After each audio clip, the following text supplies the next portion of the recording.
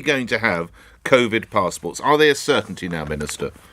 So let me unpack that for your listeners, Nick. International travel, as and when we go back to a world where we can travel around the world, clearly a number of countries have indicated that they will require some form of certification, as they do now with pre-departure tests, as we do with pre-departure test certification.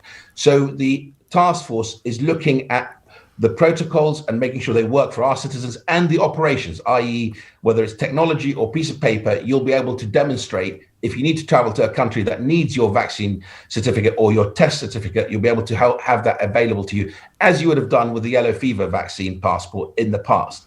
Domestically, it does raise a number of ethical questions. And as the Prime Minister outlined, it's important to remind your listeners of this. Next Monday in the beer garden, when you're sipping on that pint, you will not be asked for any form of certification. On the 17th of May, when you're inside that pub sipping that pint, you won't be asked for any form of certification. But what we are looking at, and I think you would berate me if we didn't, is looking at ways of, for example, opening up mass participation events like the FA Cup final or semi-final, other events, and looking at initially at how testing can help open up those events, and then maybe vaccines or immunity can help with that. No decisions have been made on any of that, and if we do make any decisions on that, obviously we will consult, as Michael Gove has been doing, who's leading on this, absolutely, with every stakeholder and of course with parliamentarians. But does that mean a vote, Minister? It would be the idea of passports to go to the FA Cup final would be subject to a parliamentary vote.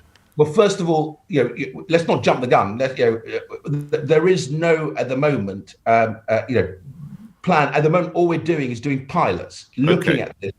So there is no plan. As I said, the Prime Minister made it very clear yesterday. You're going to go to the pub on Monday in the garden. We've got that. It's just the idea of you can only go to the British Grand Prix or some kind of festival, whatever it might be, if you have some kind of passport. That would go to a vote.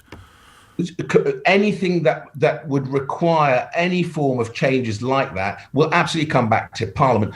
The really important thing, Nick, is if I was sitting here and another country, whether in Europe or Israel, had found a way of opening up more of their economy by using technology, you'd be saying to me, Minister, why didn't you look at this? Why didn't you at least leave no stone unturned? And that's exactly what we're doing.